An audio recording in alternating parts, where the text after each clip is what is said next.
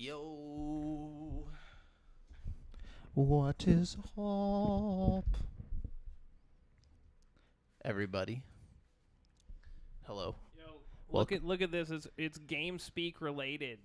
What is it? It's on. We can look at it on the air. This is the new ray tracing update for Cyberpunk that's coming out. The path tracing. It's supposed to trace the paths. It's supposed to have all the different rays traced, every single one of them. It traces the past. Yeah, no, and the future. Traces time, bro. Time tracing. I don't know if I can handle. You gotta have a 40 series card to time trace. Goodness, bro. Hold on, we'll talk about it in the show. Let's get the show started because that actually looks insane. Pretty crazy, right? Yeah. So we're about to start the episode. 3, 2, 1. Yo, and hello and welcome to GameSpeak Podcast. New episodes go up for free feed subscribers every Wednesday in audio format on Apple Podcasts, Stitcher, Google Play, Spotify, and all of your favorite podcast platforms, as well as in video format on YouTube, so you can see us in stunning HD. Where we need you to hit subscribe and click that notification bell. We are streaming live every Monday at 7:50 p.m. CST on twitch.tv/GameSpeakPodcast and Facebook.com/group/GameSpeakPodcast if you want to catch the show as it happens before anyone else. Be sure to go ahead and join our ever-growing community in the Game Speak Podcast Discord at dsc.gg/GameSpeakPodcast to hang and talk games, battle and catch Pokemon, get show updates, talk about anime, find friends to play games with, and so much more. It's a nice place over there. But this show is 3 BFFs bringing you the hottest video game news of the week. I'm one of your hosts, Jamal Al-Jafra, alongside Brent Bass, and Devin Mayer couldn't make it this week, but Brent Bass could, but I guess Brent Bass, and you know what? Whatever. Anyways, Devin's not here. He got caught up in a tornado. Sucks, man. When those tornadoes come down and you just get caught up in them. He's still in the sky somewhere, but he's getting signal because he texted me and was like, "Hey, still up here in the sky." In the tornado. Tornado, bro. Yeah, y'all do the podcast without me. This week, and I was like, no worries, dude. When you get back down, we'll get another. You gotta be careful with tornadoes because sometimes you end up in Oz. You know what I mean? Oh shit, that would suck. I feel like Oz is lame, dude. Yeah, man. There's really not much going on over there. Really not. They got a Lollipop City and a Yellow Brick Road. It's just really just all around. I feel like you could easily take over that entire place. With a gun. Not even just beat up a few. You could just beat up. I don't think they're Oompa Loompas, but yeah, you could beat them up. Lollipop kids. Oh yeah. Yeah, okay. You just beat the shit out of the leader, and then you take over all of. I feel like they are Oompa Loompas, and somehow it's related. The Oompa Loompas got taken out of Oz. This is probably cancelable for me to talk about, but I have a question. Honestly, it's a real question because it's what happened to using little people in roles in movies? You know what I'm saying? It's back in the day that was a thing. Yeah. You had a lot of little people actors. Well, you got Game of Thrones guy. That's it. That's Peter all we got. We got Tyrion Lannister, which is an amazing character, which shows we need more little people actors. I mean, okay, to be fair, there's probably not a whole lot of great little people actors. How do you know? Well, I'm not saying that against little people at all. Okay, I'm just saying the ratio of little people in general, and then you take the ratio of great actors among that small percentage of people. Yeah, you know what I mean? So there's probably only a few Peter Dinklages out there in the world, and then a few of those people that are even willing to try acting in the first place. Yeah, who care to act. Yeah. But I mean, apparently back in the day, there was just a ton of them that were just down to act. I think also it was more socially acceptable to do a comedy role with little people. So you had Austin Powers and stuff. So Vernon Troyer and people that could get their fucking foot in the door like that. And then of course there's other roles for you down the line. But now you can't have a joke like that. No, but that's my thing. Is I'm talking way even before that. I'm talking Willy Wonka, the original Willy Wonka, okay. And I'm talking the Wizard of Oz. Both of those are serious roles for those actors. It's not like they're. No, you're right. They have some. I guess it's comedic in a way, but But they're serious. But they're serious. It's only funny if you look at it. Even the Ewoks, I think, in Star Wars, stuff like that. That's what I'm saying. I think a lot of that comes down to we don't need to hire these people to have that effect anymore. CG. If you want a small person, you could just use CG. Which is fucked up. I guess so. I mean, just use practical, but they don't want to pay them. That's the problem. I think it's the pay. You gotta pay people to be there, or you could just use CG. I don't know, man. Which is probably way cheaper. Maybe it's because they don't want to put out a casting call that's like little people only. You know what I mean? Like they do it for everything else. I guess so. Yeah. Like need tall white woman. You know. We should make a movie that's just exclusively. Little people. I think that would probably be a problem because we're not little people. Okay, excuse me. Hold on. No, check it out. We'll get a little just two tall guys, two normal tall guys coming in, and we're like, don't worry, we're gonna write the perfect script for these little people. You're right. We wouldn't know shit about their life. You're right. We need like a little consultant to work with. You know? Who can help us write the script? Goodness gracious. Script. Okay. Anyways, welcome to Game Speak Podcast. Another week of Game Speak Podcasts where we talk about video games. So what's been up, dude? What you been doing? Just working nonstop, playing video games. Half of the staff at my restaurant quit, so this week coming up, I'm going to be working basically all day, every day. Which kind of sucks. But they quit or fired? Like a mix of both. Okay. Now you're the king, though, right? So well, hopefully in the near future, you know what I mean? Maybe not like the king, but the bishop or something. That'd be kind of cool. Move me up from pawn. Let's get up to the rook status or something. That's what I'm saying. You should be somewhere up there in the at this point. How many people got? I'm kind of like the horse. I'm above the pawn, but I don't really do anything cool. I just move weird. You know what I mean? Yeah, but you carry the team. That's what the horse does. You know what I'm saying? That's what the horse be doing. The horse is like my sneak attack piece, Yeah. I set you up for weird shit with so you've just horse. been hiding in the corners of the kitchen, sneaking. Yeah, okay. But this is the plot. This is how you sneak attack. They're all gone. Now's your time to strike. You come out and you're like, make me king. I don't know how chess works. Checkmate. Yeah, close enough, Checkmatey. Something like that. I'm just hoping if I grind it out this week, maybe we'll hire some more people and it'll be a little more chill, I don't know. Yeah. Sucks. It just sucks. I got a lot of work to do this week. It's not going to be fun. It's not going to be pleasant. They tell you got less days off or something? Yeah, man. My days off just went bye-bye because all these people quit, So it is what it is. I get it. You know what I mean? I understand why it's happening. Just sucks, Yep, I feel that. It'll work itself out. I need to get a haircut. Look at this mop, dude. This mop right now. It's not fit for a king, dude. No, bro. Soon it will be though. Just arrive in a fucking what do they wear? Robes? King robes. King robe. Yeah, I feel like it'd be really hot to be a king, especially back in the day. They were wearing robes and shit, and there's no AC. So it was just a bad idea. If I was a king, I'd just be walking around in a t-shirt or something. Yeah. Thought about that just now. Anyways, and besides that, what else you been doing?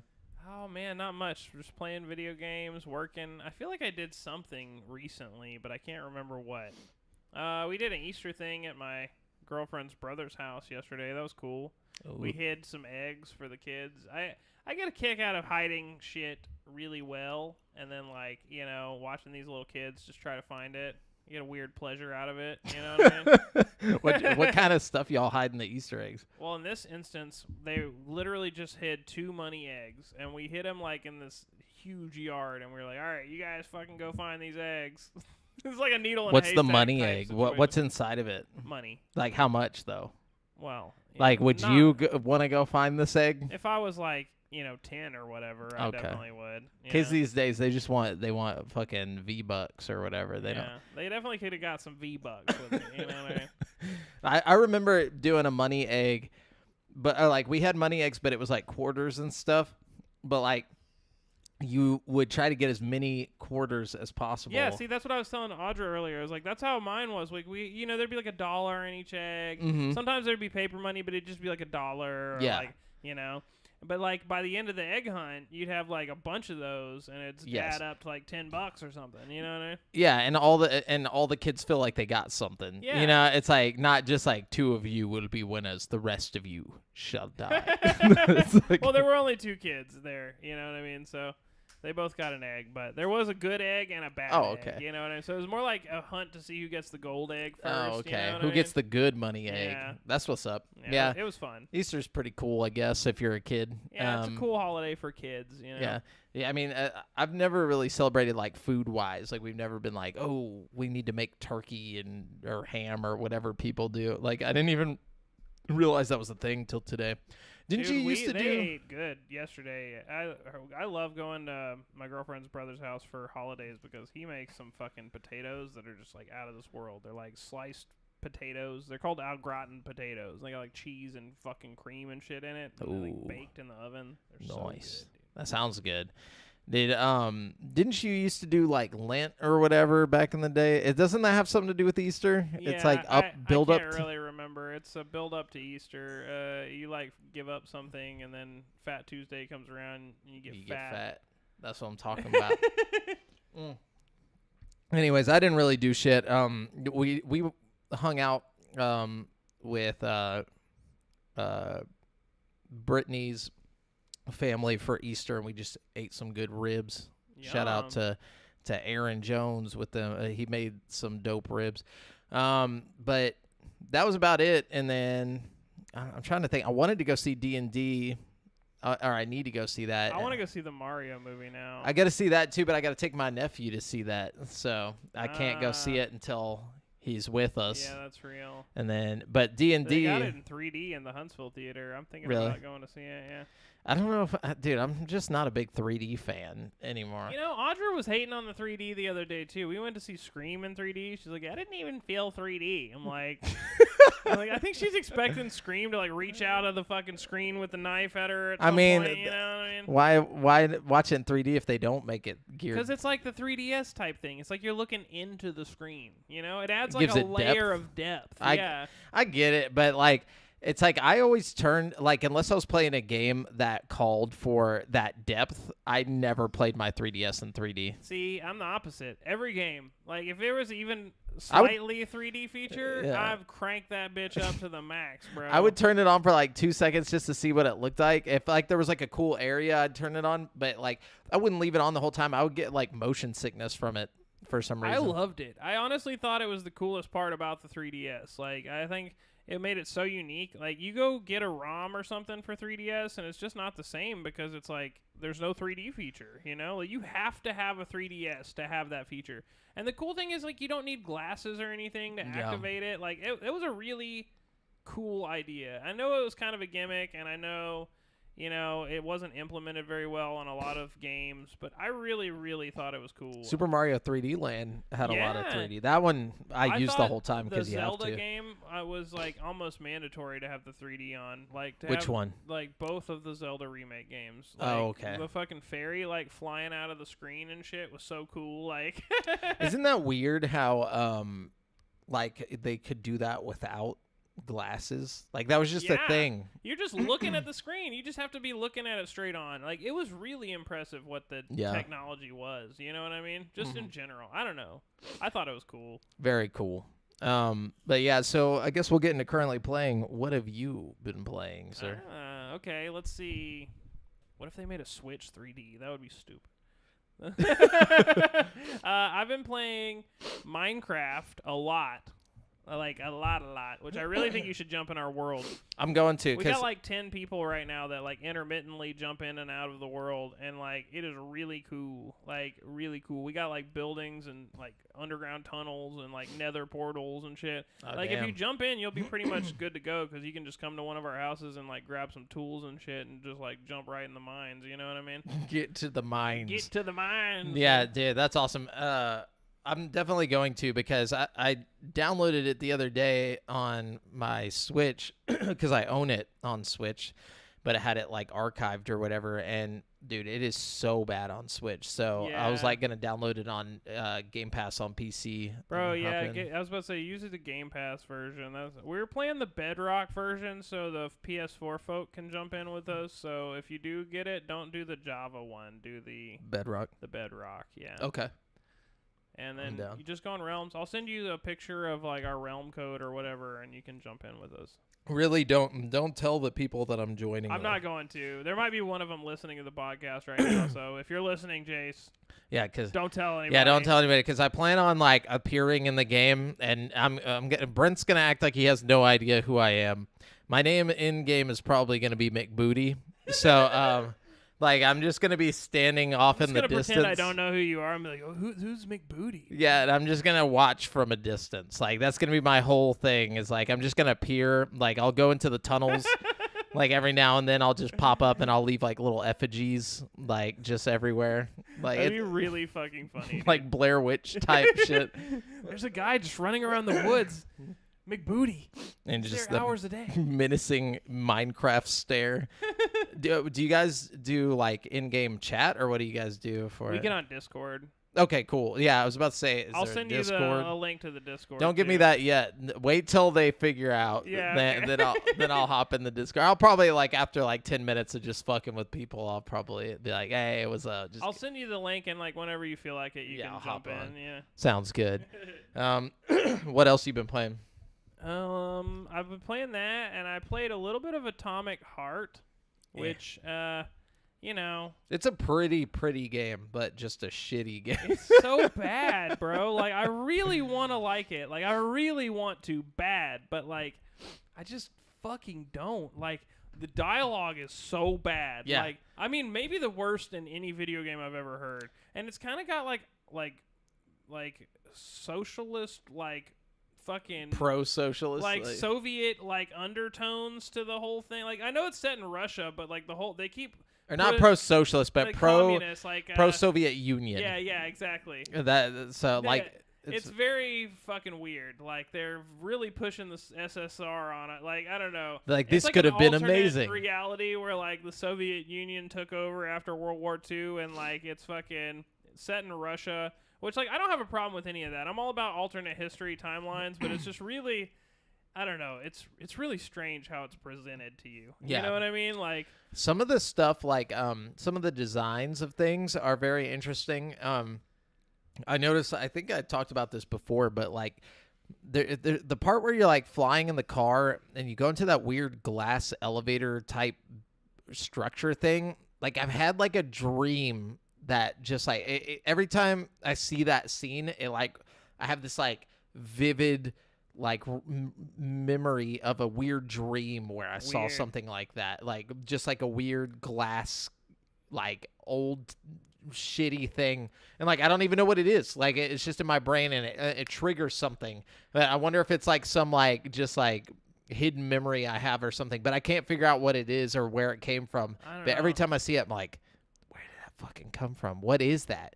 But other than that, the game has been not that great for me. Like the level design is really good. Like the enemies look cool, but like it's kind of boring. It's boring. Like the combat sucks, fucking real bad. Just it's glitchy. I've gotten I've had to restart the game like 2 times from like game breaking bugs. Oh yeah, there'll just be cups like floating in the air for no reason. Like it has nothing to do with the game or anything. Like it randomly crashes a lot on my Steam Deck, which is weird because like it'll play like really well until it crashes. Like it'll be running like solid 60 frames per second, like high graphic settings, and then it'll just It's weird, dude. You need to because there's no other reason to play this game. You need to play it on your actual PC just to see how pretty it looks. Like I can't crank it all the way up on my real PC, but I can on at least not on 4K. I should probably play it on my 1080p screen. Yeah, or something. Go 1080 or do 1440 if you can. It looks great on the Steam Deck. Like it is actually really, really good looking on the Steam Deck. It is. Now imagine that in like higher resolution though. Like I think you're overestimating my fucking poor little computer. I'm thinking about upgrading pretty soon though, because check it out. I gotta work like all week this week and presumably next week. So I think my next check is going to have like overtime money, like big time overtime money on it. Mm-hmm. So I think, and also they were saying they're going to drop the fucking Founder Edition 4070 desktop price, cards. yeah. So those are $599 is what it's starting at. So I think next paycheck. Yeah, but don't you have to get a whole new motherboard for that as well? I don't think so. I don't know what I know whenever you jump to the 30 series, you have to have a different motherboard. Like, so, and you don't have... Now, riddle me this. If I did, okay, hypothetically, could I take my CPU and, like, transfer it to a different motherboard if I wanted to? Yeah. I mean, I don't see why you couldn't. I don't see why I would need a fucking new motherboard, though. There's something about it. I remember whenever the 30 series came out, you have to... There's a certain tier of motherboard you need or something. Because I've got a pretty good motherboard, you know? I've got like a B450 or some shit like that. That might be the one. So you might be okay. Hold on. Motherboard. I'm going to look this up just because so you don't waste your money. Well, and any of our listeners might want to do this. They might yeah. I mean, I'm not wasting my money. If I buy a fucking graphics card and the motherboard's not fucking working, I'll just buy a new motherboard. You know? Yeah, what I yeah, mean? you Like, could just do that. At the end of the day, I probably want a bigger case at some point anyway for airflow. But depending on when your motherboard was made, you may require a new one to reach its full capabilities. Anything made in the last few generations for either Intel or AMD should be able to, even if it is older than that, however, it will still function. What might really stop it from functioning is if your power supply... yeah, we're good. We're good. I think the 40 series cards are actually more power efficient than the 30 series cards. Like, although I do have a new power supply unit that I have just sitting at my house ready to go. I think when I do get the 4070, I'll probably bring it over here if you're cool with that, and we can just like work together, change the power supply unit and the graphics card. You know what I mean? It'd be super easy. It says as long as your motherboard has at least one PCIe Gen 3x16 slot, it'll support RTX so like 30 cards. Most motherboards, like fucking, I feel like that's pretty good. Yeah. Yeah, I think you should be good. I know that there's something weird about like the power connector. It comes with some sort of like adapter you have to use like for your like 8-pin power connectors or whatever. It's like I don't know. Yeah, and it takes up more space and shit. Yeah, but either way, fucking bring it on, dude. I'm with it. My PC, like fucking case or tower or whatever is like just so bad. Like I didn't even fuck with like cable management or anything. I just shoved everything in there. It's like bolted shut so it doesn't explode. I mean, it's not bad, but it's like... I got mine, like, pre-built, so... It was already good. It was already good. They did a really good job with it, actually. Like, all in all, like, it's really well put together. I'm actually very happy with my computer. No. And I got a good deal on it for what it was. Like, it was, like, $800 when I bought it, like, 4 years ago or something, and it was, like, a 2060, you know. Pretty good. Yeah, for sure. And anything else you play? No. Okay. What about you? So obviously played some Warzone. Then and actually I think Warzone Season 3 drops today or tomorrow, somewhere soon. And they're gonna be banning people using Cronus. Or like What's Cronus? Is that like a cheating system or something? No, so like a lot of people that play Warzone are basically legal cheating, where they use like this scripting thing for their controllers that basically gives you it's like a third-party controller, like third-party software shit that you put into your controller that basically it's in the controller? Not in it, but like I don't know how you actually do it because I haven't actually looked into it, but I know it's very prominent in Warzone. And basically the controller gives you like if you're looking in the direction of someone, it's almost like aimbot. It just like immediately tracks the person. Wow. Like as long as they're not behind a wall or something like that. It's not aimbot because aimbot you could shoot through the walls and stuff. It's like if you see the person, it'll like lock on it, and it basically takes away all of your aiming. No, all of your recoil. as Oh, well. wow. So like no matter what gun you're using, it's just like recoil doesn't exist. It's just That's like bullshit. it's like it's bullshit. And yeah, so and now they like Destiny 2 already has like bans on this. So like now and I think Fortnite does too. But Yeah, Fortnite has felt real fair lately when I play it. Like even when I Really? get smoked, I'm like, okay, that guy's just really good. You know what I mean? Like I haven't felt like cheated in Fortnite any of the times I've played recently. And I think it's because they've got A, like a really good matchmaking system, and B, a really good way to keep cheaters and out. to cheat. Yeah. Yeah. And that's what I'm excited about for the season 3, just because I know the player count is going to drop drastically whenever this gets out. Yeah. Like because it's so many people, dude. But anyways, Good. Fuck those motherfuckers. yeah, exactly. And then I downloaded Dolphin, or like a GameCube emulator. Oh, Dolphin is so good. It is. Dolphin, first of all, most GameCube ROMs work fantastically. I don't know what it is about GameCube and Wii emulation, but both seem to be really, really easy to do on Dolphin and work really well. Like, It's probably because the games aren't that fucking complicated. well, I mean, I don't know. Because you have said it yourself. You brought the point up to me that the GameCube is technologically more advanced than the PS2. The GameCube is, but the games aren't. I feel like the GameCube's hardware never got used to its max potential. Not even by first-party games. Like, yeah, you got a good point. like Super Mario Sunshine was nowhere near like how in-depth the only 64 game that was. really pushed it to the max was fucking Resident Evil 4. And Wind Waker. And Wind Waker. Wind Waker was and very Twilight open world. Princess. No, that was on Wii, huh?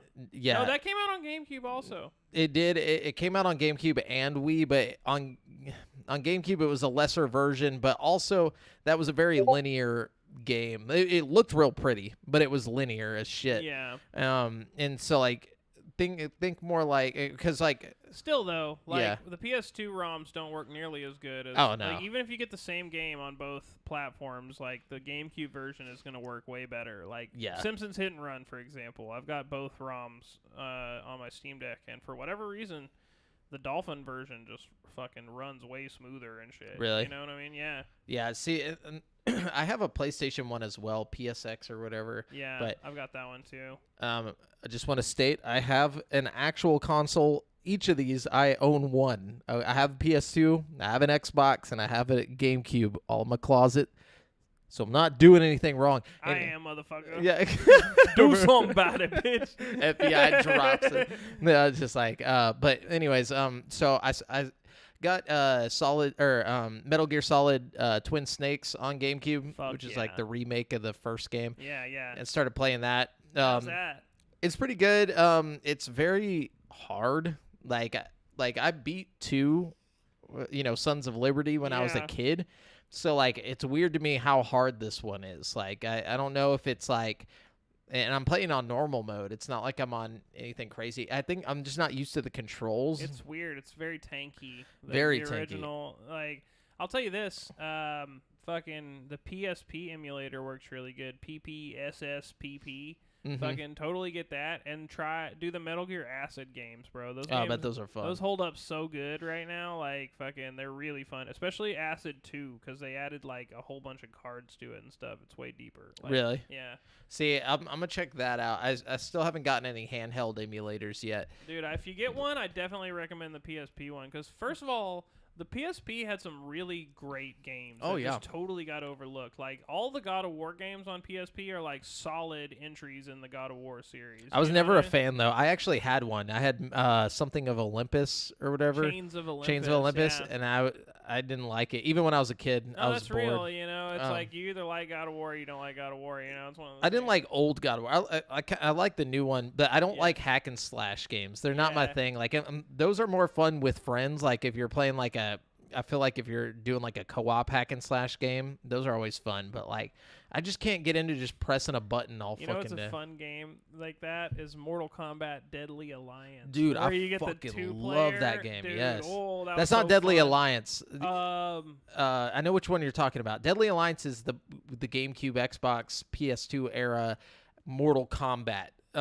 You're talking about Shaolin Monks. Oh, Shaolin Monks. You're right. That's the one. You're so right. That I own that one on that game goes Xbox, so hard, bro. It's so good. You get to fight all the bosses, and like that's just a fun game. It's really cool. You were like kicking people off of the sides, and they'd fall on some spears and shit. Yeah, it was cool to have like a Mortal Kombat game set in the Mortal Kombat world, but it just wasn't like your standard Mortal Kombat shit. You know what I mean? Like for sure.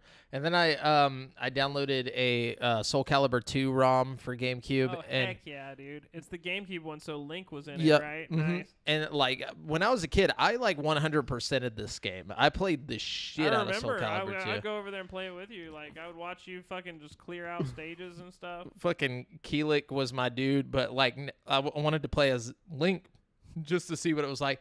I didn't realize for a rated T game, that game is ridiculous on the titty physics. They need to chill the fuck out.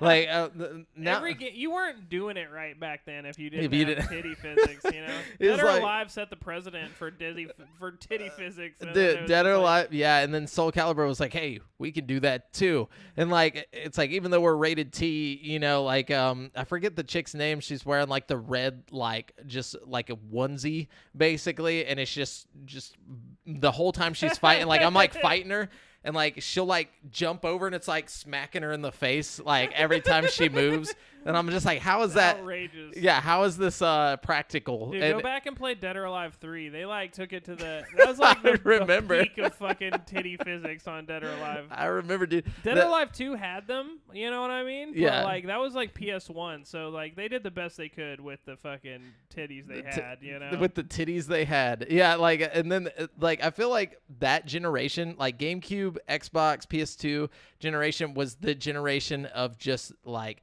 nerdy perverts like making video games. Yes, like even so the other game I got was Eternal Darkness, and every single character that's a female either has like midriff and like her hips swinging when she's walking, or like like goes back in time.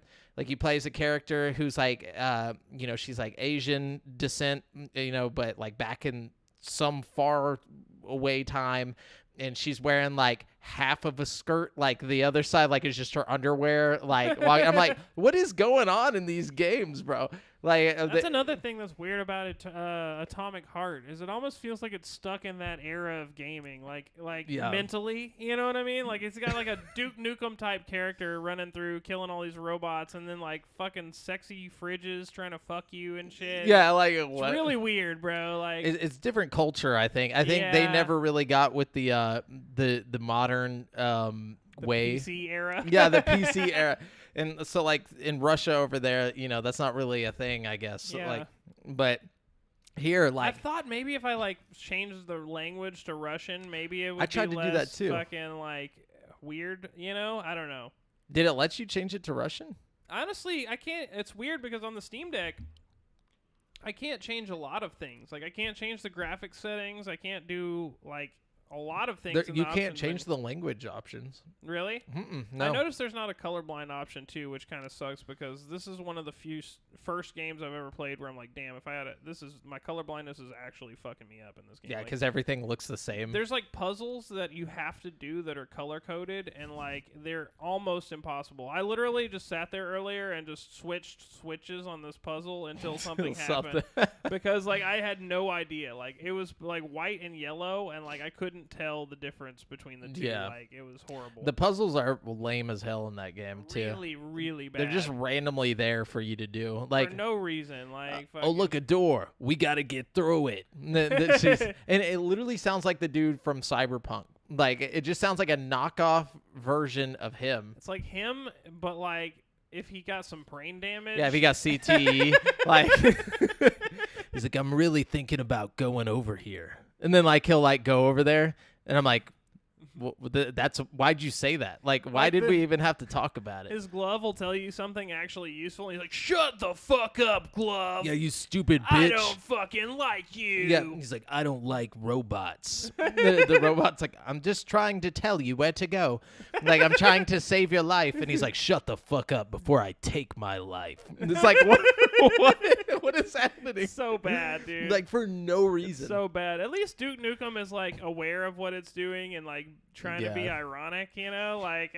I think with them, because they're Russian, there's that, they don't know the type of humor. Like, I feel like they have different humor. Maybe it's just a different thing. Maybe it's hilarious to them. Yeah, you know, I don't know. They're like, haha, stupid robot.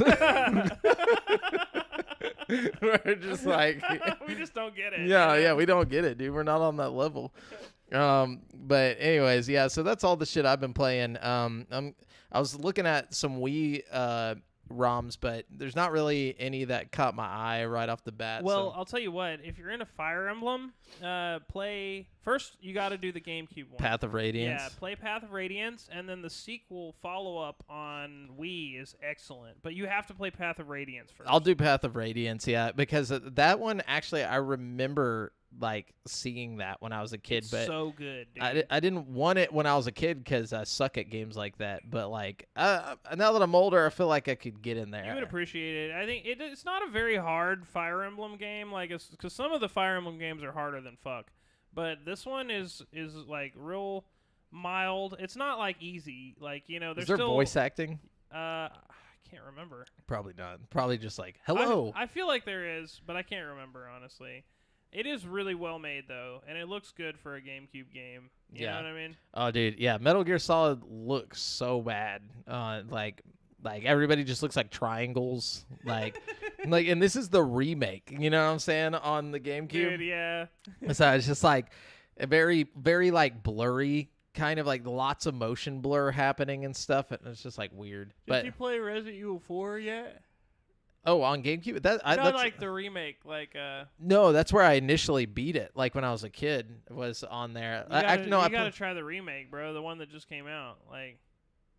Oh yeah. No, I played the demo. You gotta play the real game. It's fucking excellent. I'm sure it is, but I just want to wait for it to go on sale. I just don't want to pay like $70 for a game I already bought. I think it probably will go on sale pretty soon, honestly. Yeah, it's a great game. I fucking love the shit out of that. But I'm surprised Game Pass hasn't struck up some sort of deal with Capcom to get all the Resident Evil games on there. Well, they've been working. They did have RE7 on there for a while. A little bit, yeah. Yeah, but I think Sony got that stuff back. I think Sony like hit them up and was like, no. Because they did the Village, like, what was it? They did some kind of exclusive thing with Sony did. Just the VR mode. No, they did something else. Like when the game came out and there was like pre-orders and shit like that, they had something where like you could play it like a week early or some weird thing like that for 8. I don't remember that. Yeah, I'm sure you're right. I just don't remember what it was or if that was a thing. It was. I just don't know what it was. But I do know that Sony works more closely with Capcom. Obviously, they're Japanese companies, so I don't think Xbox is going to be able to get that. Oops. I don't know, man. I'm sure they like that money. You know what I'm saying? That Microsoft money. If Sony was to buy anybody, that would be the studio to buy. You know, Capcom. Resident Evil is so hot right now. I think they'd go for Square, honestly, just because they've been homies with them for so long, and they're already doing the Final Fantasy shit like with them. Yeah, it's like Final Fantasy 16 is an exclusive, and then they did 7 remake. Like, it's still not on Xbox, even though it was supposed to come out like a year later. You got a good point. Both of those are good points. But all right, I would personally, as a Sony fan, not be too happy about that. But like, that's just because I'm not a big Final Fantasy fan, and really, that's all I feel Square brings to the table. You know what I mean? They do some other stuff. They do some other stuff, but like some other stuff. You know? They actually do the those games you like though. The with the girl and she's like, it's like a Telltale game. Oh yeah, yeah. Yeah, the but Life is Strange. Life is Strange games. That's actually like Don't Nod. They're just published by Square. Yeah. Okay. Yeah. Are they owned by Square though? I'm not sure. Let me look that up. Yeah. I let's see what might games. Be some sort of like subsidiary of Square Enix. Hold up. Games by Square. I just want to know what games they've been working on. You know. Obviously, we got Final Fantasy. Oh, they did Parasite Eve back in the day. Oh, okay. That's classic.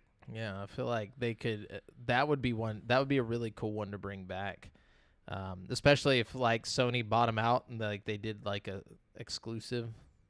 That would be really cool. Yeah, no, they just published it. They don't own Don't Nod.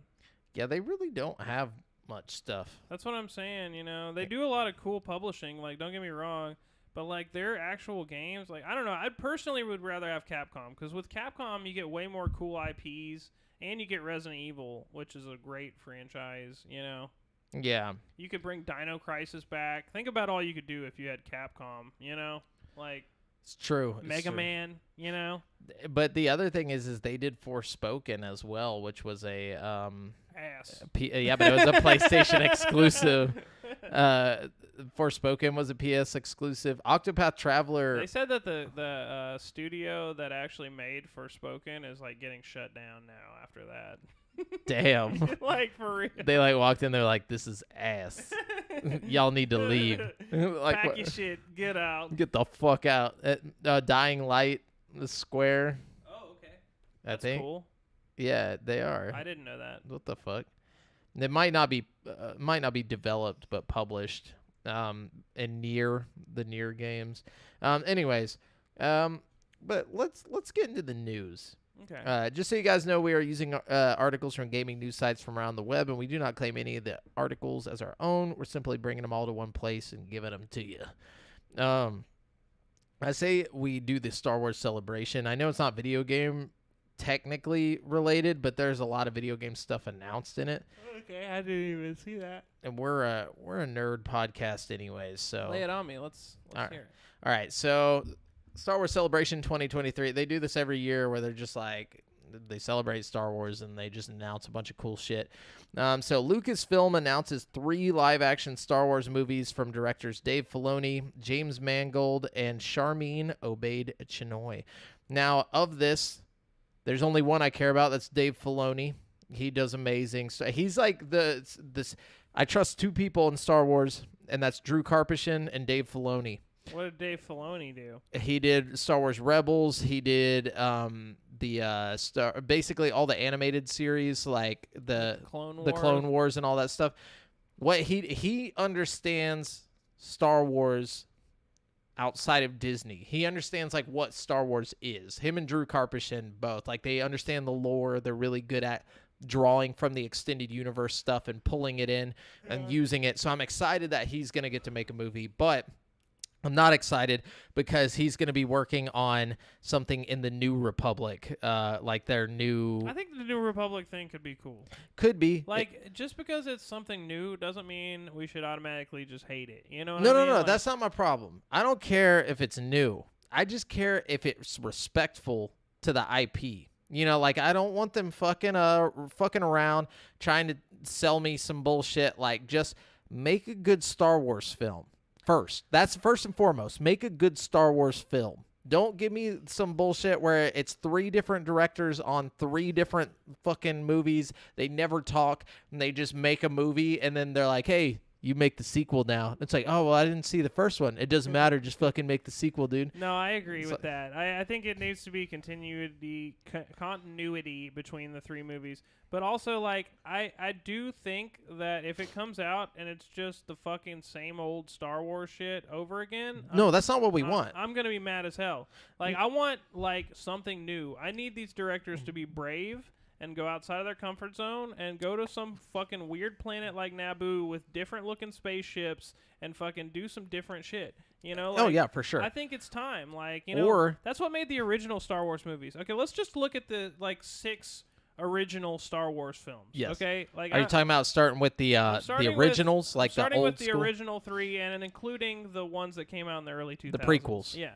So, what made those movies great to me, in my opinion, is that throughout the movie, you're going to, like, different locales, okay? You're seeing, like, Endor and Hoth and, like, you know, Kashyyyk and, like, all the different, like, biomes that Star Wars has to offer. You know what I mean? I feel like the new movies, with the exception of the part where Luke and Rey are in the jungle or whatever on that fucking island, like, it's just fucking space and spaceships and, like one planet they go to, maybe. Yeah, it's like, so you know bad, what I mean? dude. Like, they don't explore the galaxy. Like, you don't get to go to different places. Like, in the first movie, everybody gives shit about Jar Jar, but, like, you know, the Gun species was super interesting. Like, they live underwater. They had to go underwater in little submarines and shit. Like, it was a whole interesting thing. You know, it added lore and depth to the universe. That's what I'm saying. You know what I but mean? Like, good lore, good depth, not just like dumb bullshit like a random like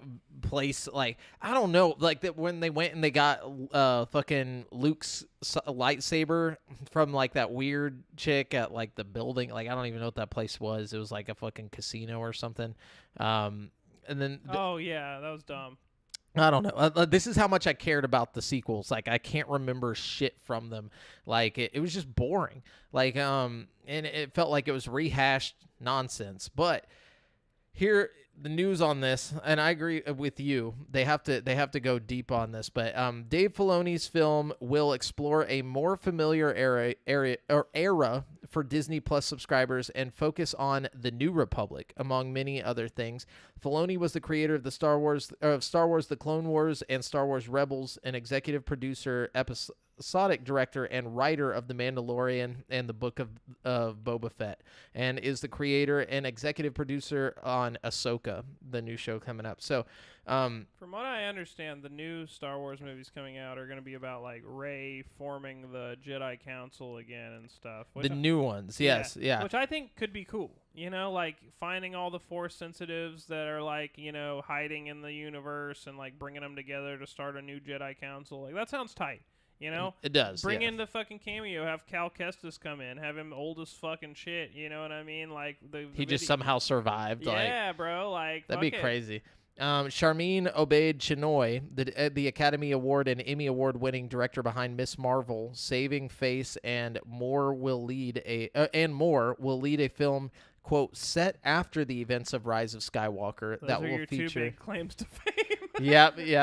This is why I don't trust it. And she's the one making the Rey films, set after the events of Rise of Skywalker, that will feature Daisy Ridley back as Rey as she builds a new Jedi Order. First off, nobody liked Rey. Nobody at all liked Rey. I don't even think like there's just nobody that was like, this character really speaks to me. I just feel like it wasn't enough character development. There's nothing on Rey. Finn was the best character out of the whole thing, or like starting on episode 7, the first one that they came back with. I was like, that dude's gonna be awesome. He's gonna end up being a Jedi or something, and then like halfway through they were like, actually fuck Finn, we're just not gonna do anything cool with him, and he's just gonna play second to fiddle to fucking Rey, and he'll just kind of fizzle out towards the end. Like he had the coolest background. He was a stormtrooper. Yeah, that was a dope ass background.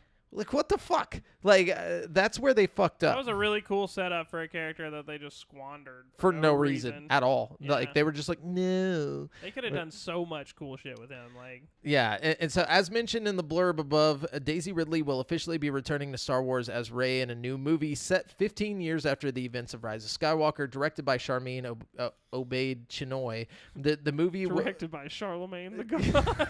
Honestly, I'd watch that over this. The movie will see Rey attempt to rebuild the Jedi Order as a Jedi Master. She's not a Jedi Master. I'm sorry. I don't give a fuck what y'all say. This is 15 years in the future, bro. She better have fucking trained. She's been mastering the Force for 15 Dude, years. Apparently she mastered it like the moment she got it. Like she was just able to do shit that nobody else could. Like it just pissed me off. I don't know. It just pissed me off. I've always been attracted to the hero's journey and the fact that the world needs many more heroes, said Charmin, and the excitement was almost too much for Ridley. Quote, "My heart is pounding," she said as she walked on stage to a screaming crowd. "I'm very thrilled to be continuing this journey." So Kathleen Kennedy says new Star Wars films are pretty far along in development already. So she says the 3 newly announced Star Wars films are pretty far along in development. Speaking to IGN at Star Wars Celebration, Kennedy made clear that the new films from Dave Filoni, Chinoy, and James Mangold aren't just ideas being thrown around at Lucasfilm, but have been in development for a considerable amount of time.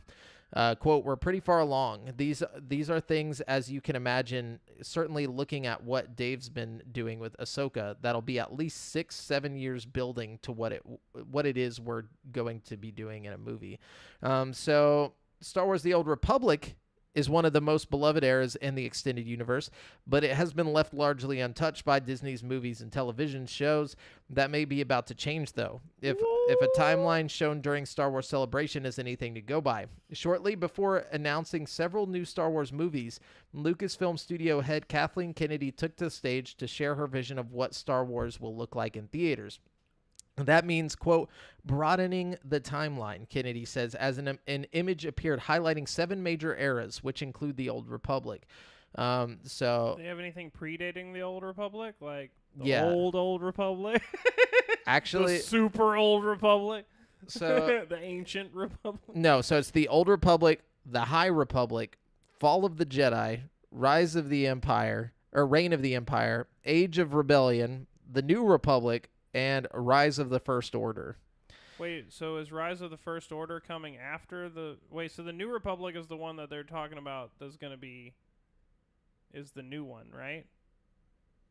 This is all confusing because the New Order would be... Because if that's the case, then they've already planned out 2 whole timelines ahead of, like... Yeah, I honestly I'm not mad about that. I think that's cool as shit. Like, I think a plan for a real future for Star Wars is what we need here. You know, if we're gonna keep doing it like this, we need a real plan. Yeah, we need like a 20-year plan. They need to do it like Disney. You know, like I mean not Disney, fucking Marvel. You know, like bring in fucking Kevin Feige and have like a fucking 10-year fucking Star Wars plan too. Kevin Feige. Yeah, I like. I don't fucking know his name. Dude. No, I know, but I like it better that way. But it's Feige. Kevin Feige. See, I just read these things, and then that's how it's. I know it's in my brain. It's organic though, because that means like you don't listen to other people's. You just actually just read it. You're not on there listening to people talk about it. Yeah, which is good. But it's just funny to me, like after years of hearing people talk about Kevin Feige, and then you're like Kevin Feige, and I'm like, he sounds so sounds awesome. But okay, so now the Old Republic thing. I mean, it says basically we'll probably see it. It's probably going to be coming up. Honestly, I don't want them to touch it. I hope they just put Revan in there. Like I hope they just take those like or get Drew Karpyshyn and let him do that. Like don't fuck I think with would be anything. Sick? Definitely bring in Drew. But do the events leading up to the first KOTOR game. Right? Oh yeah. Like that'd be cool with Bastila and everything. Fucking Bastila, but like Bastila is not even like I don't think Revan and Bastila knew each other at all until later in the. No. She was just hunting him down, like doing the battle meditation and shit, trying to like. She's the one who killed, killed him. Right? Yeah, like, exactly. That's what I'm saying though. So like, you could end the fucking series with her fucking like smashing the ship into fucking Malik or whatever, and like then it just cuts to the fucking maybe season 2. You could do the first fucking KOTOR game, you know what I mean? Yeah, I think it'd be really cool, or at least make a movie about the death of Revan. Yes, or and stuff like that. That would be sick. Start as a kid, right? Start as like child Revan and just go through his whole life. That would be tight. Oh yeah. Fucking how he found his apprentice and like fucking tell Malik's story too. Fucking you can make that really cool, like. And the only problem is I know they won't do this. I'm just getting myself hyped, but like make a good series too, an animated series even. Like that's what I'm saying. Tight. Yeah, even do like a Star Wars Rebels type of shit, or like the Bad Batch or whatever the fuck it's called. That would be so badass. But just do Drew Karpyshyn and let him do whatever the fuck he wants with the Old Republic, and then base it off of that. But so Dave Filoni so Lucasfilm announced a new film by Dave Filoni, which many expect to be a grand finale for The Mandalorian. But will it? The answer is complicated. Speaking with IGN in a new interview, Filoni said he thinks of the period where the movie is set as less of a Mandalorian era and more of a New Republic period. I don't know if I'd call it, quote, a finale. I think the time period now as the New Republic time period, and it's something that has existed long before we were even making The Mandalorian. The idea that after Return of the Jedi, there was a New Republic and that the heroes still had to defend the Republic from the Remnant Empire is a very old idea that we brought into the first season of The Mandalorian because it was always there. Okay, I get what he's saying. All right, and then Ahsoka got a release window and trailer. So in season 2 tease. So Star Wars Ahsoka will officially be released on Disney Plus in August 2023. Is it Rosario Dawson playing? Yes. Cool. Yeah, and Dave Filoni directing. And Cool. then that should be tight. and so Rosario Dawson teases the search for Thrawn in Ahsoka, so she teased that. And the Grand Admiral Thrawn will be played by Rebels Lars Mikkelsen. So that's cool. Like the guy who plays him in the animated series will also play him in the live action. That's cool. Yeah. And then Mary Elizabeth Winstead will be playing live action version of beloved Star Wars Rebels character in Ahsoka.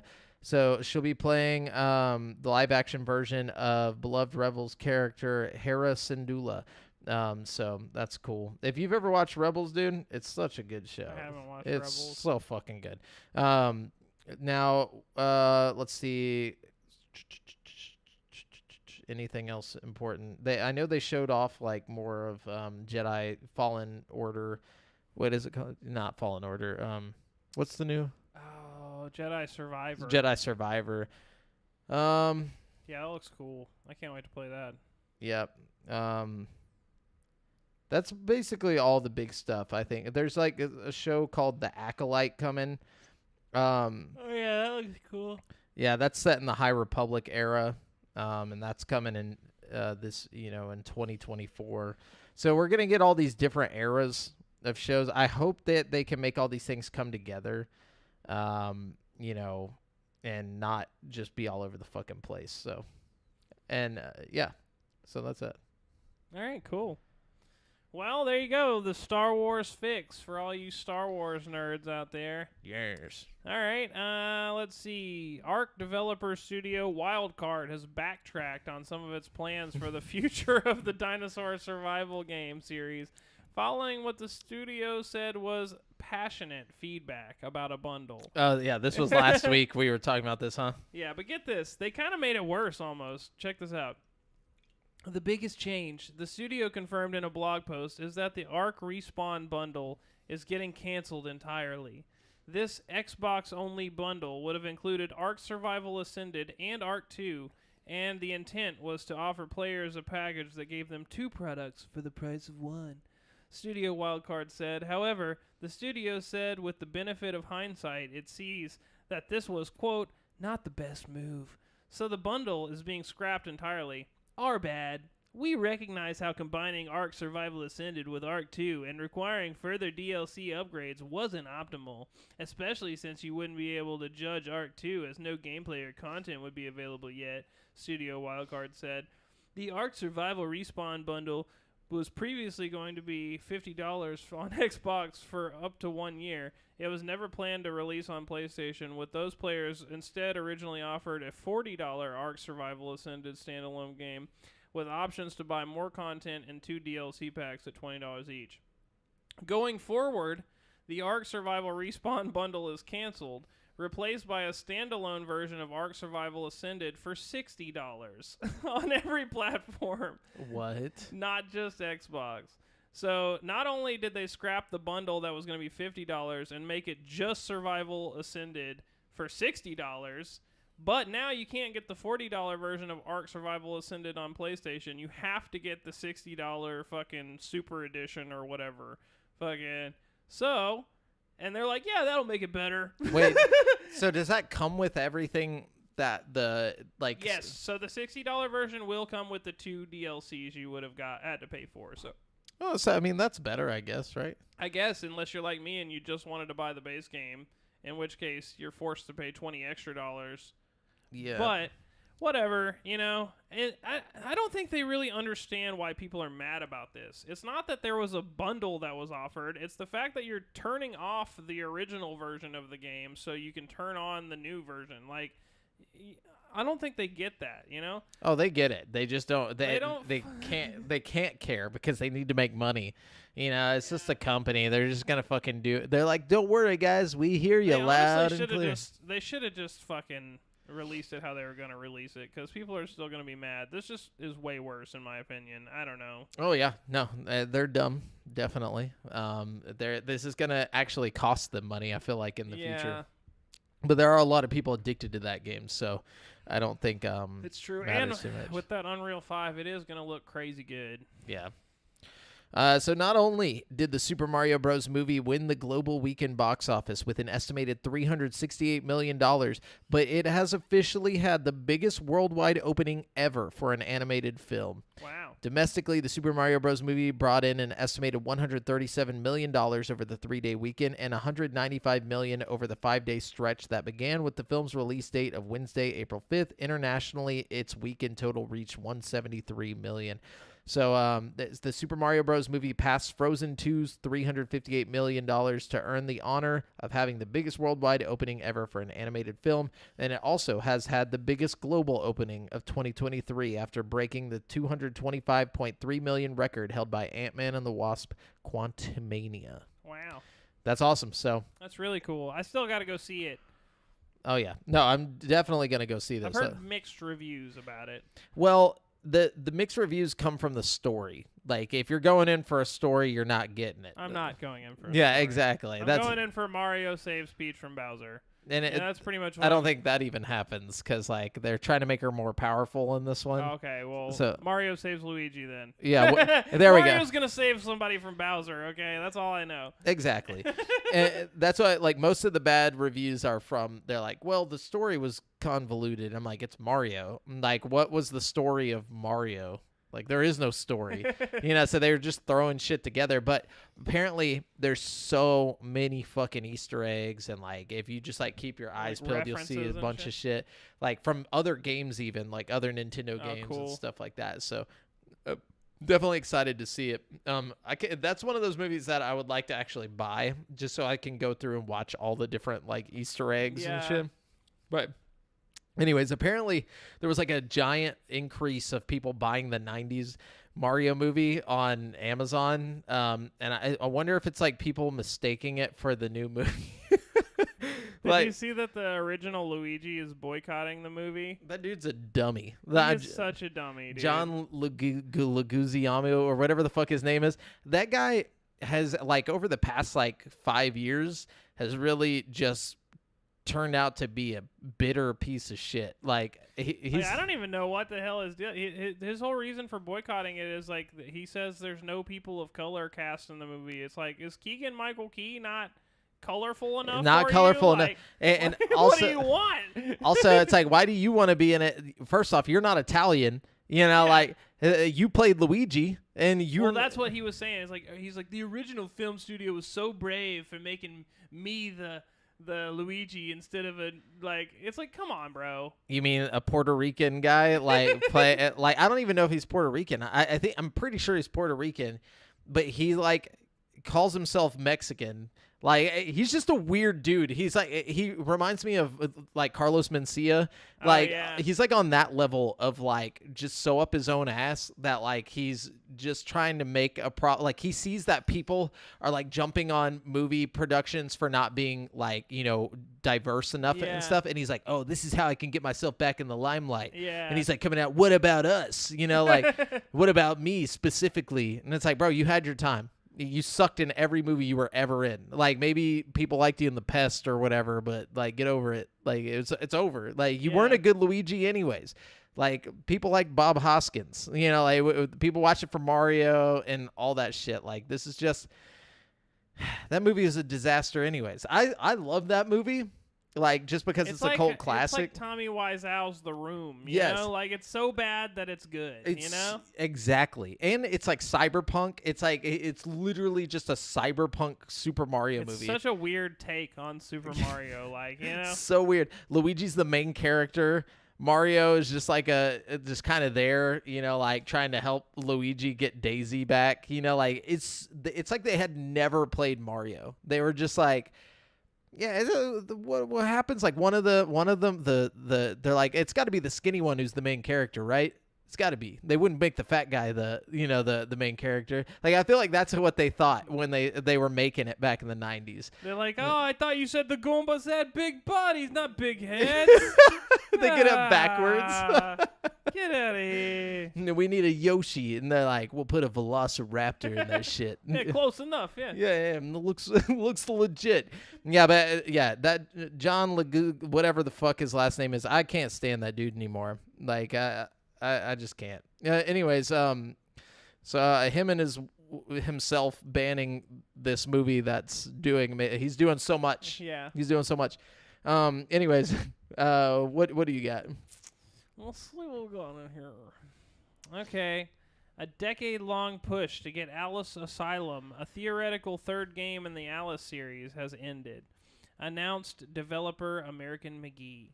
After the completion of an Alice Asylum design bible, a huge document containing concept art, core game design concepts, and narrative goals, McGee said he resumed talks with Electronic Arts, the company that owns Alice's IP, to see if EA would either be willing to fund Alice Asylum or license the IP out.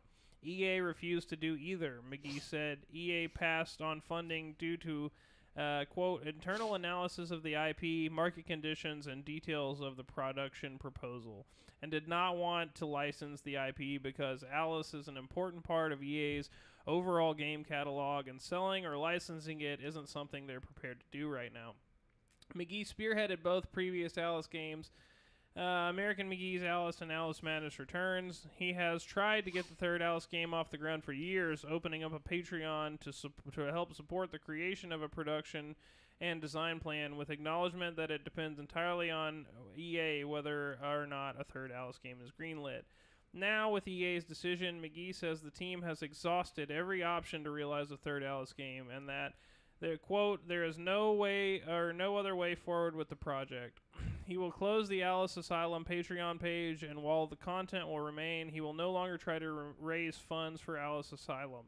McGee said he is also saying goodbye entirely to the Alice series, stating, quote, I have also reached an end point with Alice, and with game production in general. I have no other ideas or energy left to apply towards getting a new Alice game made. Nor do I have any interest in pursuing game ideas within the context of the current environment for game development, McGee continued. If someone does manage to convince EA to make Asylum, I would like to make clear that from this point forward, I have no desire to be involved with that or any other Alice-related development. All right, you're going to regret that in like 5 years when you got when no they money. Finally do it, yeah. First off, his name is actually American. I looked this up the other day. That's literally his first name is American. That's fucking badass. It's very badass. And McGee as your last name, like even cooler. God damn, that's cool. It's like the only way it could be cooler if his name was. How could you not just give that guy as much money as he asked for? Like his name is fucking Cool McGee. Like I don't know. It's just fucking crazy to me. But like I mean the Alice games, like the first American McGee's Alice was cool at the time because it was dark and weird, and like at that time Tim Burton was like the thing. It looked good at the time too for like what it was when it was released. But the game's a solid 6, like both that game and the sequel. The sequel is just trash. Like it was just a fucking hack and slash. Very mediocre. I don't know if I'd say it's trash, platformer. But they're both very mediocre games. Very mediocre. And I don't know what other games he's done. I find it weird that he says he's completely exhausted he has no more ideas for video games. I'm like, dude, that's it. You came up with one idea. Like, I mean, I think he's just salty that they shot down his idea. Like I get it, but like, come on, bro. McGee. I wonder what games besides that one. So he's done Alice. He did. He worked on Quake. So he came from like those times. He was with id Software, I guess, because he worked on the original Doom. Okay. And literally he's only done Alice and American McGee's Grimm. So like he literally has only done 3 games. Wow. What is he talking about? How is he out of ideas? I think he's just like mad that he's put so much time and energy into this and they won't fund it. That's fine, but like don't say you're out of ideas. That's just pathetic. Like Dude, I could come up with like, oh, dude, we got Chat GPT. I was just about to say, you never are out of ideas anymore. No. Dude, I had Chat GPT write me a horror story about a guy with legs for arms the other day. It was horrifying. It was a long, awesome. legit horror story, too. Like, it's fucking crazy how smart that thing is. Like, why didn't he just make a spinoff or like a spiritual successor? I don't know. I'm going to tell ChatGTP to make me a fucking Alice game. Actually, code an entire sequel to Alice, I watched a guy make an entire Flappy Bird game in Unity with nothing but ChatGPT. It's very easy. I've done the same thing. Not only did he like make the game, right, but he had the like ChatGPT like change parameters of the game and like add things to it. Like he made like a legit fucking Flappy Bird. Oh yeah, game. dude. It was really cool. Yeah. All you got to do is take all the code and just paste it into Visual, fucking whatever the fuck, I forget what it's called. But like I did it myself. Like whenever I was fucking with it. It was cool because like he knew what he was doing. So like he was pointing out like logical errors that ChatGPT was making, and it would be like, "Oh, I'm sorry," and then it would correct itself and like send him a new code to spin and to paste over it or to like fix the code that it just did. Like yeah, it's really cool. Like it's like, please give me that same code but fix this or whatever. Yeah. You know, it's really cool.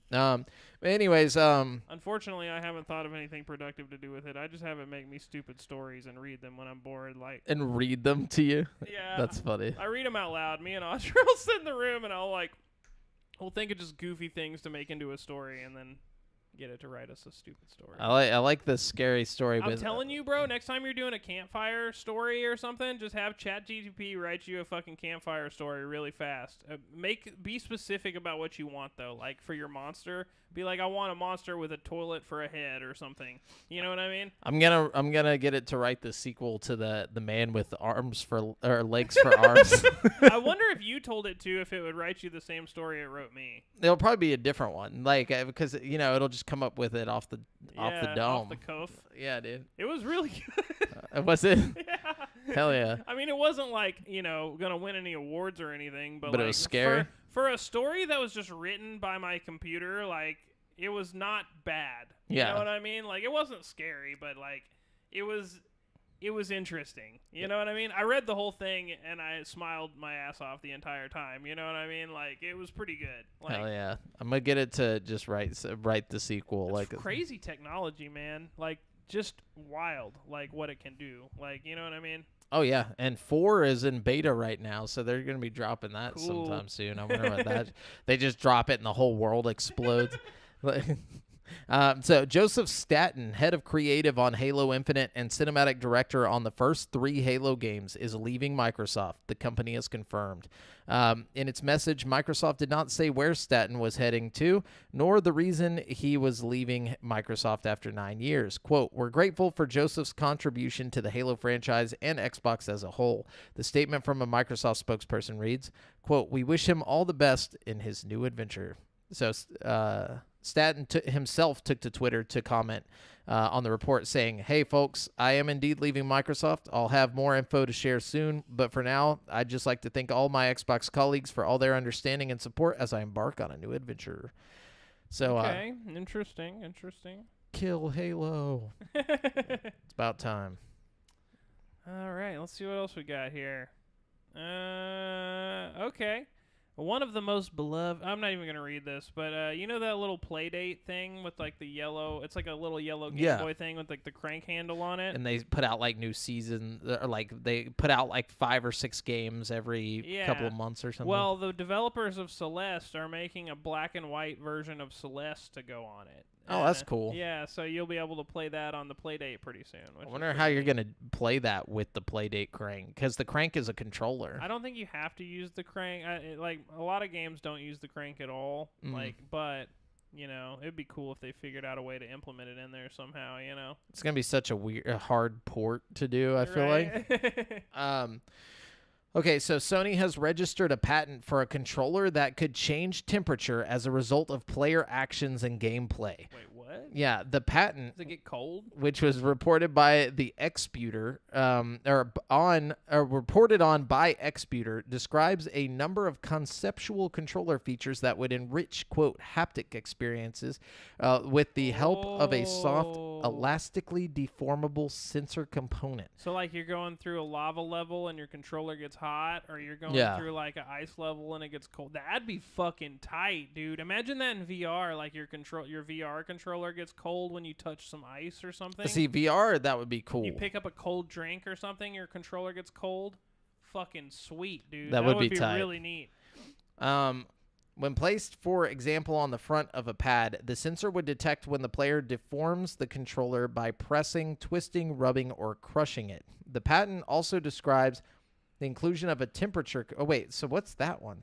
This sounds like some VR stuff, man. Yeah, this is a different thing. So, like, elastically deformable sensor component. So when placed, it's like a squishy ball that, like, you. Yeah, to make it feel like you're actually grabbing things. This sounds very VR. I really hope this is like a cool new VR controller or something. Yeah, it says the patent also describes the inclusion of a temperature control apparatus that would allow it to make the accessory hotter or colder depending on player input and likely the gameplay situation.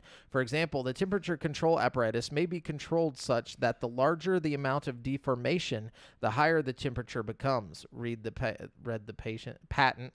This allows the user to feel the temperature change corresponding to deformation. What the fuck? The document also describes the potential of using a combination of magnetic fluid and electric or magnetic fields to change the shape and hardness of the soft parts of the theoretical controller. Fuck yeah, dude. Imagine, okay, this is some VR shit for sure. Yeah. Imagine you pick up imagine you just got these black blobs where, like, the handle part of the controller is that, like, change shape depending on what you're grabbing. So, like, you grab a gun and it just feels like you're holding a gun. Of the gun. Or, like, you grab a shotgun and it, like, morphs into, like, a shotgun shape type thing. Like, if it could just...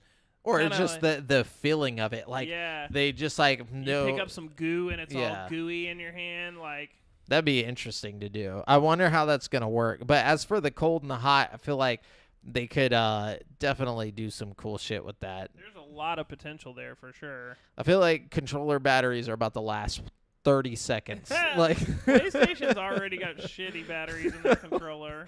Like they gotta do something about that first. But anyways, what you got? Let's see. Okay. Rumors are swirling among fans of the Fallout franchise after a new branch titled New Vegas 2 was added to Fallout's back end. Fallout 4, excuse me. The branch was made visible to players via SteamDB after an update on April 4th. Although the reference to Fallout New Vegas was quickly deleted, speculation among players has only intensified. The branch was gone by April 5th, but its existence points to a potential for new content, and the branch's name and swift removal suggest Bethesda might be trying to quiet down rumors. Naturally, this has had the opposite effect, with many players excitedly tweeting their theories on what this could mean for the franchise. Of course, the branch showed up in Fallout 4, meaning it could be related to that game instead. The most likely option seems to be new Fallout 4 content referencing New Vegas, like a Creation Club pack featuring designs and motifs from the beloved game. Since Fallout 4 is due for a next-gen update sometime this year, the mysterious New Vegas 2 branch could simply be related to the upcoming in-game content mainly for nostalgic purposes, not a full on-screen sequel to New Vegas. Fallout New Vegas was a blah, blah, blah, blah, blah. Anyways, lots of speculation going on, but a lot of people are thinking that when they drop it for the new consoles, like the PS5, Xbox Series X version of Fallout, that they're going to add some sort of New Vegas-related content like DLC to it. Or something. I could see that. It definitely sounds like some cool DLC they could do. So Sony has called the Competitions and Markets Authorities, or the CMAs, reduced concern over Microsoft's Activision Blizzard deal, quote, surprising, unprecedented, and irrational, end quote.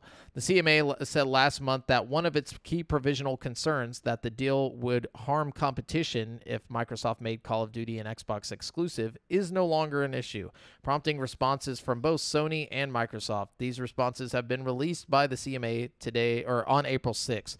Quote, the CMA's reversal of its position on its console theory of harm is surprising, unprecedented, and irrational, Sony's statement said.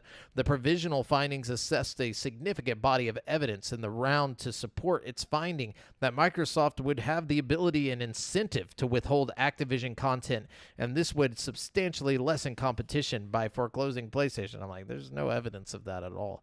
But it's... I mean, like, except common sense, you know? Yeah. If I'm Xbox and I have Activision, I'm going to fucking... No. I'm just saying, like, based on all the shit that they just signed, they literally just signed 10-year contracts with, like, 5 different companies saying, you're going to get the game. You're going to get the game. You're going to get the game. Like, the evidence just proves that that's not possible because they just signed all these fucking 10-year deals. Well, and that's what they were going for. I mean, that's the whole point of signing all those deals is to, like, make it so they're not having to deal with this bullshit. But they're still dealing with it. It's like, even though they're not going to get shut down over it. You know what I mean? Yeah. But it's just funny watching them be salty about it. But it's like, it's a familiar statement, as since Microsoft's first announcement, it announced its intentions to buy Activision Blizzard for $68.7 billion. Sony has raised concerns again and again over PlayStation, blah, blah, blah. Xbox has denied this concern just as consistently. Microsoft has been clear since the announcement of the merger. It has no intention to withhold or degrade access to Call of Duty or any other Activision content on PlayStation. Such a strategy would be in direct contrast to the interests of gamers in the UK and around the world. Rather than limit choice or access, Microsoft intends to use the merger to bring more games to more people and blah, blah, blah. But the CMAs actually came out and they said, like, it's actually impossible for Xbox to put Call of Duty on just Xbox. Like, they're like, they would lose so much money that, like, we know it's not going to happen. Like, it would literally cost them so much money if they did that, because you have the entire PlayStation base, the entire, Nintendo base now, and then all of the Xbox base. There's way more PlayStation owners than there are Xbox owners. Like, they would literally, in PC, they'd just be cutting their money to nothing if they made it. Yeah, but I think if your goal there wouldn't be to get money, it would be to sell consoles, like which inadvertently would make you money at the end of the day. Yeah, you would lose money directly off of sales from Activision and from Call of Duty. Mm-hmm. You would make way, way less money off of that specifically. Yeah. But you would also sell hundreds of thousands of Xboxes this way. And fucking from those Xboxes, in theory, people would buy other games and eventually you would recuperate the cost. I'm just saying, I see why there would be a benefit to do that if you chose to do it. You know what I mean? Yeah, if you chose, but I honestly think that the benefit outweighs it does not outweigh the benefit of just keeping it on PlayStation. Well, and also they said they won't do that with Activision stuff. They didn't say with Blizzard. So that's a whole lot of other cool shit you could make exclusive and still Correct. let everybody have their shit. Yeah, that's the thing. They're specifically talking about Call of Duty. Yeah. That's all this is about, is Call of Duty. And that's fine, it's send it to everybody. Let everybody have that, because first off, you still get Diablo, you still get lots of cool Overwatch, stuff. Overwatch, League of Legends. Yeah. Right? And no, that's Riot. League of Legends is that's Riot Yeah, games. That is right. There's something like that though. Something else. Maybe it's Dota? Dota. Dota. Like, if you put Dota on consoles, can you imagine? That'd be over, bro. Yeah, they have a lot of potential with this. Valorant game, maybe? I'm not 100% sure. I don't know what Valorant's. No, that's Epic. Yeah. Or something. I'm not 100% sure. Yeah. They have a bunch of those dumb games, though. The ones that I don't care about, but, everybody else does. Esports games, basically. There's that StarCraft game, too, and World of Warcraft. If you could put either of those on fucking... If you put World of Warcraft, even if you didn't bring it to console, if you put it on Game Pass, base level where you don't have to pay $15 a month, to play... People would be all over that. Dude. Yeah. And, you could pay, to be a higher tier subscription or whatever for it if you wanted to. But if you got the base game for being on Game Pass, oh, dude. Game Pass sales would just skyrocket. Oh, yeah, for sure. Right off the bat. With that and Call of Duty alone. That... and that's all, in my opinion... They want to sell Xbox consoles, but I really think they're more focused on getting Game Pass to as many people as possible. Yeah. I think that's their main goal. It's like, we want Game Pass on TVs, on phones, on fucking your Xbox if you have one, your computer. Just, they want to be the Netflix of games is their goal. It'd be nice if they could make some kind of Game Pass that would cooperate with Linux a little better, so you could do it on the Steam Deck. I'm sure they're going to. I'm sure they're going to cooperate with Steam at some point because they're working with everybody. But I think, oh yeah, I mean it's out of character for them to not be like actively working on some sort of solution for that. You know what I mean, I guarantee you, sometime this year we're gonna get an article that's like, guess what? You can play fucking Game Pass on your Steam Deck now. Yeah. You know.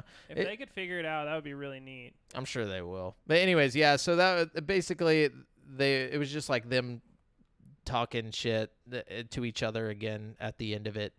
Now that it's obviously going to go through, so I wish I think the official word on it, like when it's like officially done, or at least like the CMA's official statement, is going to be sometime this month. And then every time you say that, I think of the Country Music Awards. Yeah, that's what I'm talking about. No, I'm just kidding. They just have all this authority over video games. Like, oh yeah, here it goes. It goes. Arguments from both the PlayStation and Xbox sides will likely continue to come through in the coming weeks, with a final decision expected on April 26th at the latest. So we'll have the official word of like, all right, you're good to go on the 26th. And I wish this shit would hurry up because I want these games on my Game Pass. Anyways, what else you got? Let's check it out now. All right. After going viral nearly a decade ago, indie horror hit Five Nights at Freddy's will bring its animatronic atrocities to the big screen.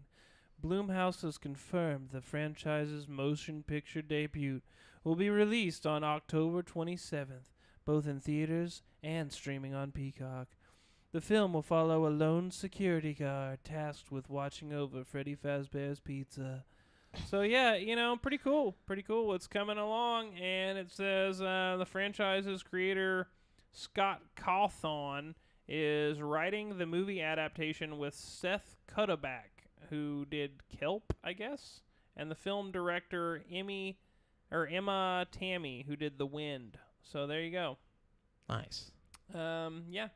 I'm excited. I mean, you know, I feel like that's one of those that has a lot of potential to be a good horror movie if you really wanted it to be. You know what I mean? Yeah. If you got the right people doing it and you really put the right amount of love into it, it could be fucking scary. You know? Yeah, but you got to hope that that's the case because it's been delayed so many times at this point. I like that Blumhouse is producing it. I that feel could like be that's good. a good sign. You know what I mean? Have you seen that game? It's called like Poppy's something. Poppy's Playtime. Poppy's Playtime? Yeah. Yeah. I've played it. It's free. Apparently, so like, apparently my nephew, like for a while, he was like afraid, like in their apartment and saying like he saw like a monster and like he was like pulling some Sixth Sense shit and scaring my sister he's just like, he's like, monster, you know, like, and she's like, where's the monster? And he's like, here, you know, like there's a monster. He was like being real creepy about it.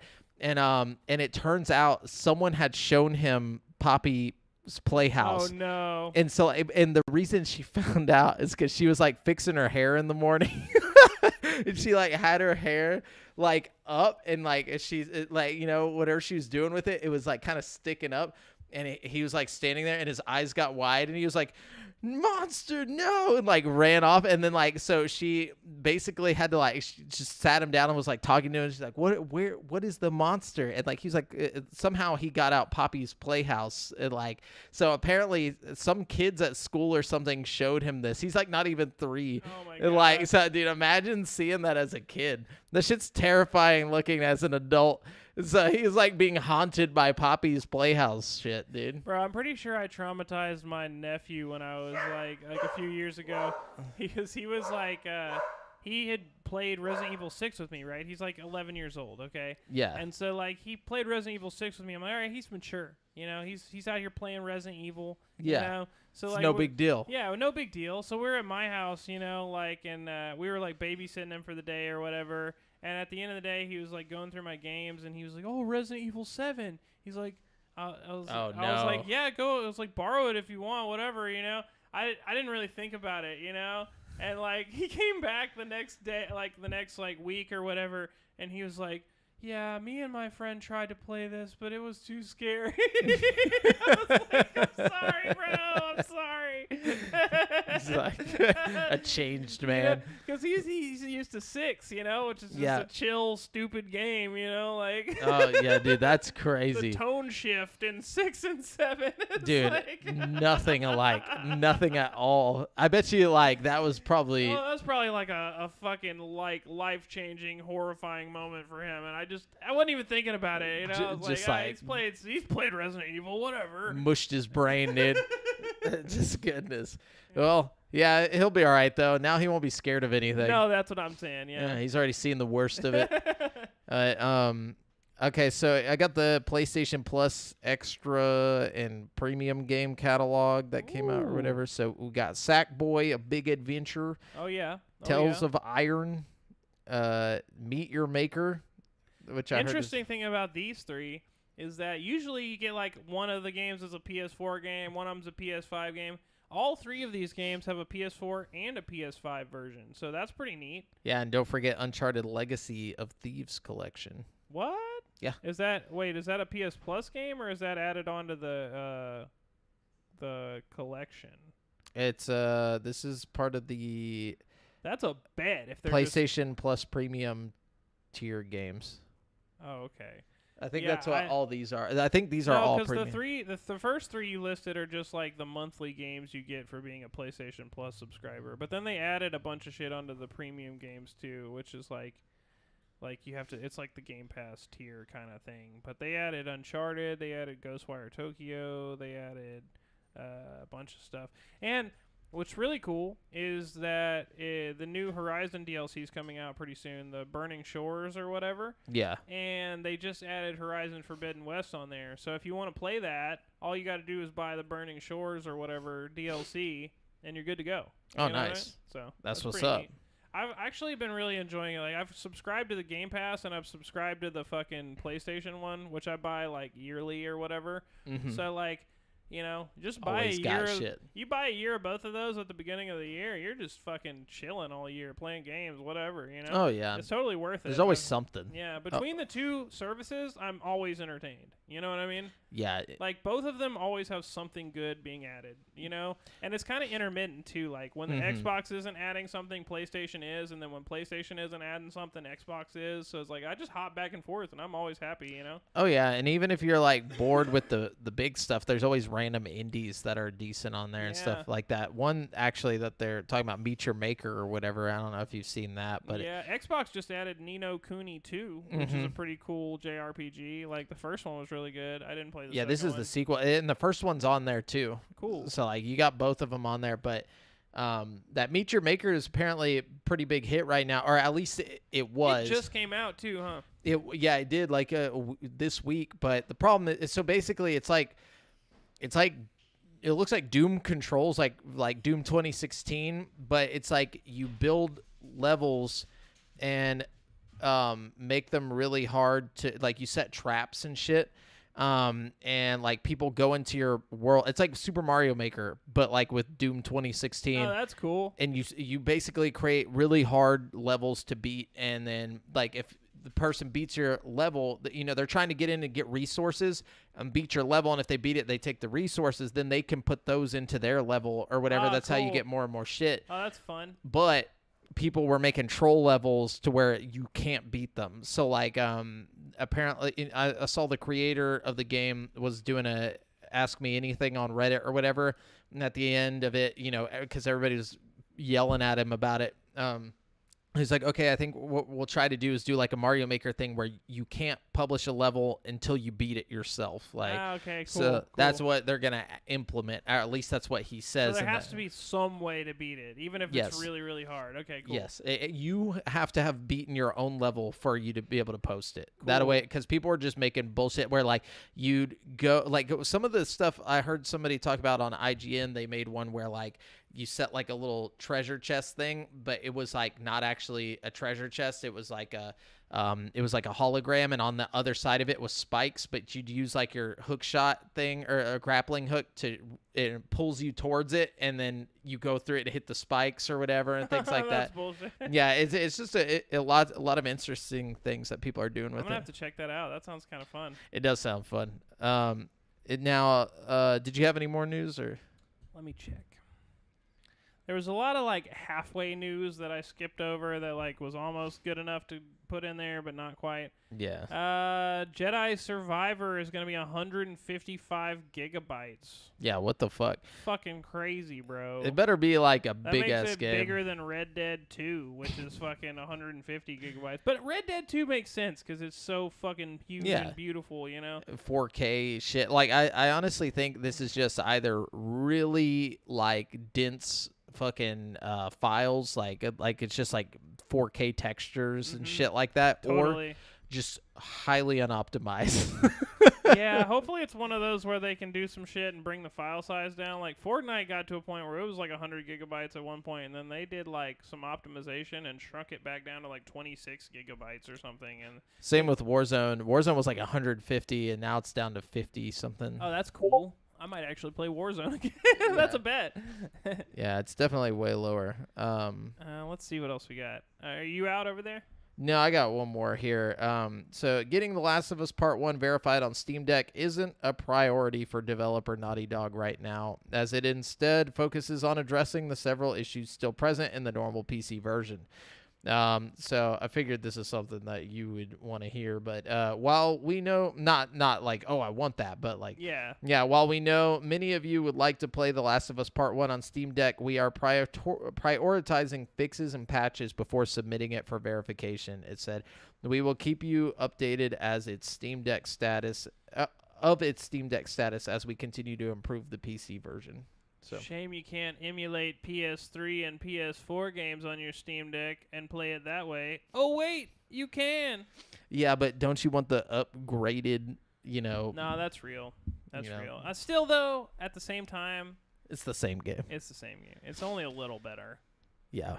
It's actually worse, apparently. on PC it is. Yeah, it's just like water everywhere, dude. Anyways. Anything else from you? Yeah, let's see. One more here. Epic Games has removed multiple user-created Call of Duty maps from Fortnite Creative 2.0, apparently because of copyright infringement. I figured that was coming. So that's kind of a bummer.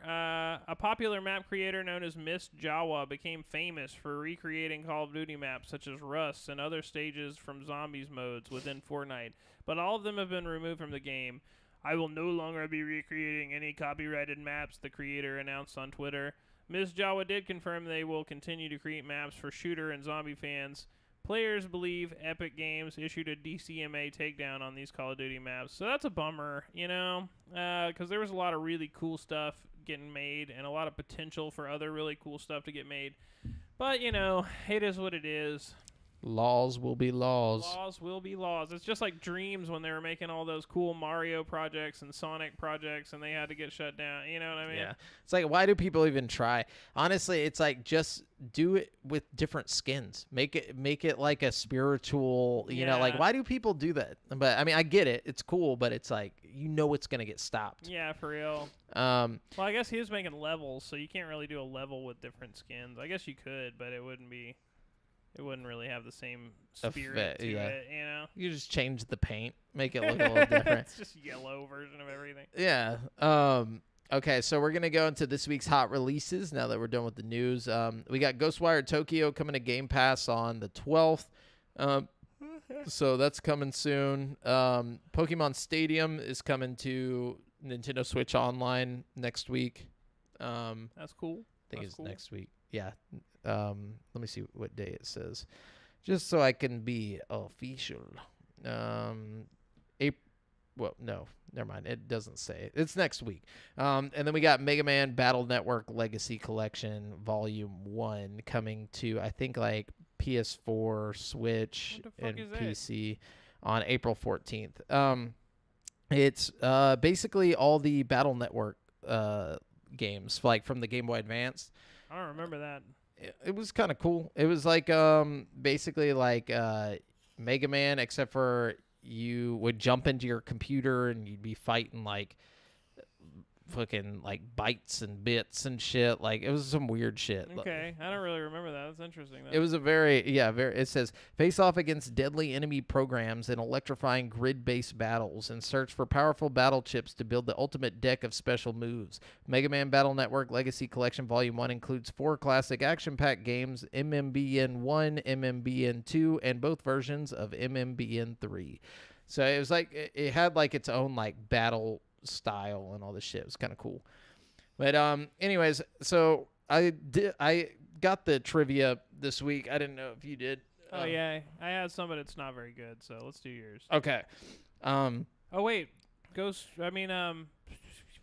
Horizon Forbidden West Burning Shores DLC comes out this week too. Does it come out this week? I think it comes out on the 13th. I'm pretty sure. I did not see that. I could be wrong. It could be later in the month, but I'm pretty sure. Horizon. I only know this because I'm looking forward to You said Burning what? Your dog is eating a diary or something. Horizon Burning Shores. Burning Shores. Okay. Let's see. So it's going to be coming out on the 19th. 19th. Yeah, so Dang, not this week. That's disappointing. Can you grab that from under your chair? It's behind other side.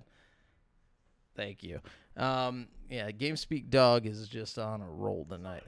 He doesn't have his little like buzzer or his little vibration button. Okay. First things first. Here's just a normal trivia. What game franchise is the names Treasure Divers and Handcar Havoc associated with? The Donkey Kong. No. What? Okay. Oh wait, no. I know this. I know this. It's Mario Party. There we go. Yeah. Sorry. Okay. This next one, it's not the same type of trivia. I took a video game's synopsis and redacted a bunch of shit out of it. And I'm going to read you the synopsis and you have to guess what the game is. All right, lay it on me. Okay. The game is set in an urban war zone in an unnamed Middle Eastern country where Redacted and Redacted have been hired to play a concert. After the concert, the promoter, Anwar, is unable to pay them the $10 million in cash he promised, but relents after being threatened. However, instead... G-Unit Blood in the Sand. Close. 50 Cent. Yeah. 50 Cent Blood in the Sand. Did you actually play this game? A little bit. I never did. It was actually pretty good. I was like, there's no way he'll know this premise, like if he hasn't played it. But yeah, so basically, hold on, let me reread that without the redacted. Yeah, absolutely. The game is set in an urban war zone in an unnamed Middle Eastern country where 50 Cent and G-Unit have been hired to play a rap concert. Why are they playing a rap concert in this war zone? After the concert, the promoter, Anwar, is unable to pay them the $10 million in cash he promised, but relents after being threatened. However, instead of the cash they were promised, he gives them a diamond and pearl-encrusted human skull as collateral. This is stolen by a paramilitary group led by the terrorist Saeed Kamal and his right-hand woman, Layla.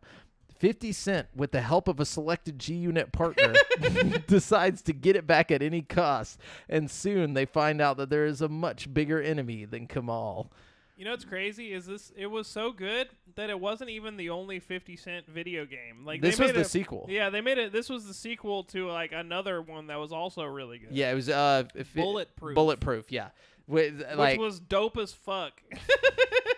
50 Cent was ahead of the time. Like third-person shooters that were like, that's when third-person shooters were hot. Like, oh yeah, shit, dude, like Max Payne and all that. This was like Max Payne, but with 50 Cent in Iraq. Like though this actually came out when Max Payne 3 came out, so it's kind of like definitely. Well, compared to Max Payne 3, it's gonna be shitty. Like graphically, it was not even close to Max Payne 3, but it was still a good game. Like yeah, definitely. As far as silly games about 50 Cent shooting everybody up go, you know what I mean? Like. But I'm definitely gonna try that thing again, like just finding a synopsis to a game. I like redacted. that. Yeah. We should do that for like have one trivia and then one like that and see like. I like how that goes. Yeah, no, that's fun. But yeah, so that's it for the show, guys. Remember, you've been listening to GameSpeak Podcast, courtesy of GameSpeakPodcast.com. The show posts for free every Wednesday on all podcast platforms, but you can watch it live before anyone else on twitch.tv/GameSpeakPodcast and Facebook.com/group/GameSpeakPodcast every Monday evening at 7:50 p.m. CST. Be sure to join us in the rest of the GameSpeak community at dsc.gg/GameSpeakPodcast. Check out our other video content on YouTube, and if you want to stay up to date with your boys, you can find me on Twitter at the handle AlJafferJamel, Brent at BrentHas1, that's the number 1, and Devin at Devondrius. And check out the GameSpeak Podcast Instagram. Until next time, listeners.